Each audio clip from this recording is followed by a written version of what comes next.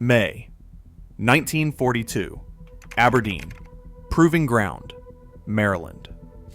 Two Army officers stand in an empty field holding what looks like a plumber's nightmare. A hollow metal tube, no fancy machinery, no precision engineering, just a pipe with wires sticking out of it. And mounted on top, a sight made from a coat hanger. Not a military-grade optical scope, not even a proper rifle sight. A wire coat hanger, bent that very morning with nothing but a broken nail. Around them, the top brass of the United States Army, General George C. Marshall himself. The men who would decide whether this ridiculous contraption had any place in America's arsenal. The other teams had brought real weapons, proper spigot mortars with factory sights, equipment that had been tested, refined, perfected. And these two officers, they had a pipe with a coat hanger. Some of the observers smirked. This was supposed to be a serious military demonstration, not amateur hour. But what happened next would change the course of World War II, because that coat hanger sight was about to hit something that none of the other weapons could touch: a moving tank. To understand what made that day so remarkable, you need to understand the crisis facing the American military in 1942. German tanks were dominating the battlefields of Europe. Panzers rolled through Poland in weeks. France fell in just 6 weeks. The Wehrmacht's armored divisions seemed unstoppable.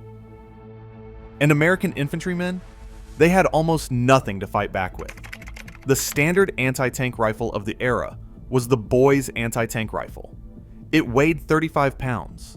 It kicked like a mule. And against modern German armor, it was about as effective as throwing rocks. By 1942, tank armor had evolved so rapidly that most infantry anti-tank weapons were obsolete before they even reached the battlefield.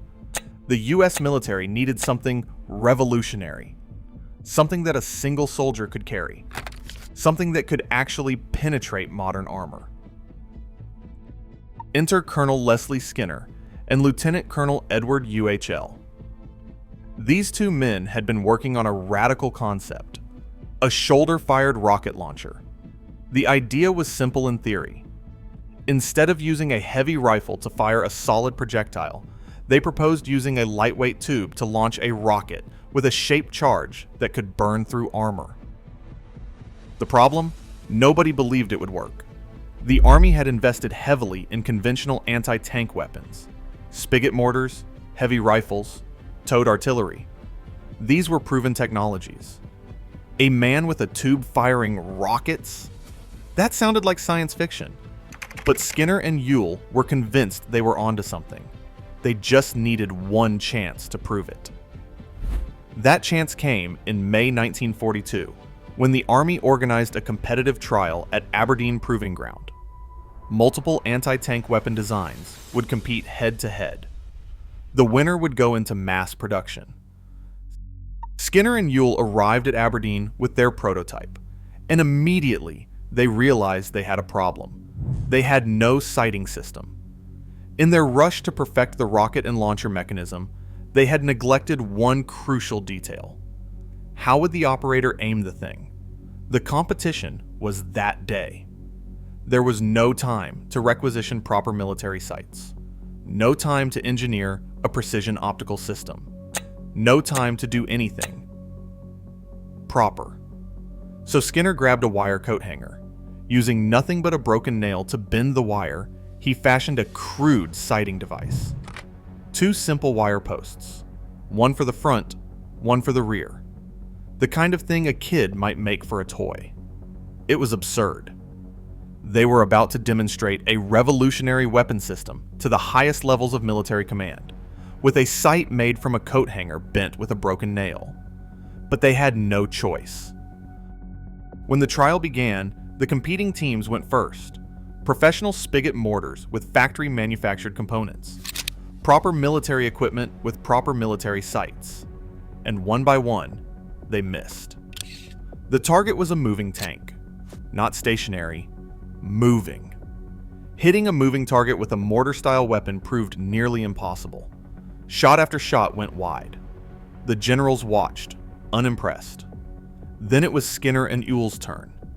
They hoisted their pipe onto a soldier's shoulder.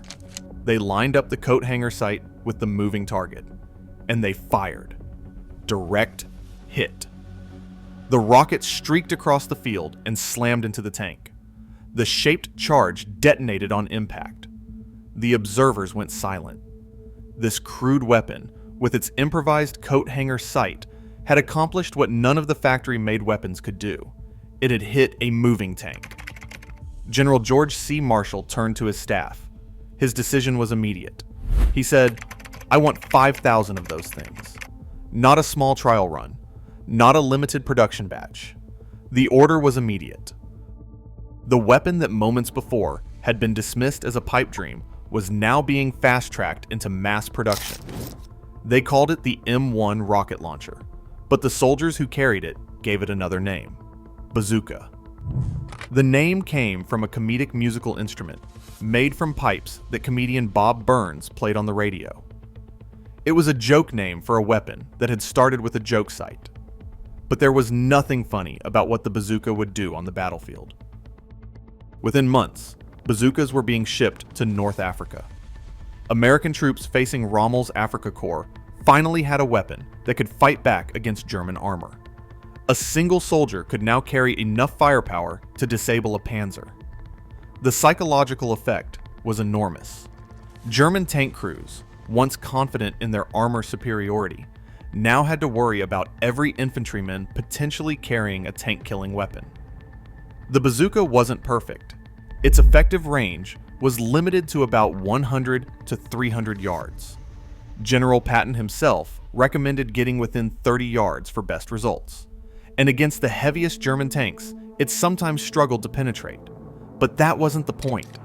The point was that for the first time, infantry had a portable, effective anti-tank weapon. Something one man could carry. Something that could be deployed quickly.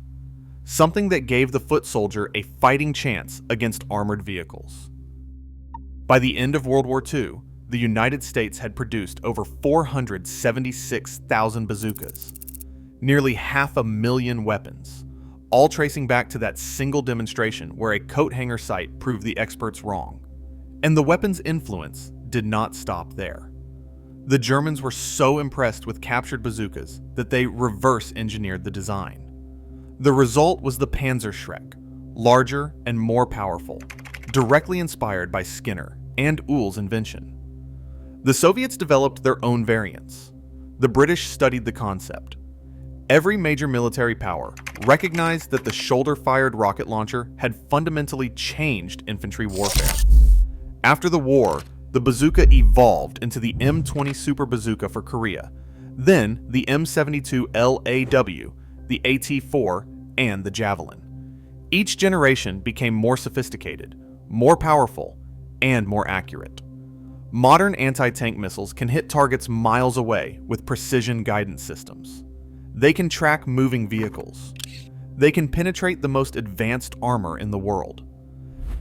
They all trace their lineage back to that morning in May 1942, to two officers who refused to let conventional thinking stop them, to an improvised sight made from a coat hanger and a broken nail. Colonel Leslie Skinner and Lieutenant Colonel Edward Ewell never became household names. Their invention changed warfare forever, but history books rarely mention the coat hanger story. Their legacy lives on every time an infantryman shoulders an anti-tank weapon. Every time a soldier knows that despite facing armored vehicles, they have the means to fight back. Sometimes the greatest innovations do not come from perfect planning or unlimited resources. Sometimes they come from desperation, improvisation, and the refusal to accept that something cannot be done. They laughed at the coat hanger sight. They laughed at the pipe launcher. They laughed at two officers who showed up to a military competition with equipment that looked like it belonged in a garage, not a battlefield. But when that rocket hit the moving tank, nobody was laughing anymore. Because in that moment, Skinner and Ewell had proven something that every military planner, every engineer, and every skeptic needed to see. Innovation does not always come in neat packages. Sometimes the solution to an impossible problem is sitting in a closet, waiting to be bent into shape. General Marshall ordered 5,000 bazookas that day. By the end of the war, there would be nearly 500,000. And it all started with a coat hanger.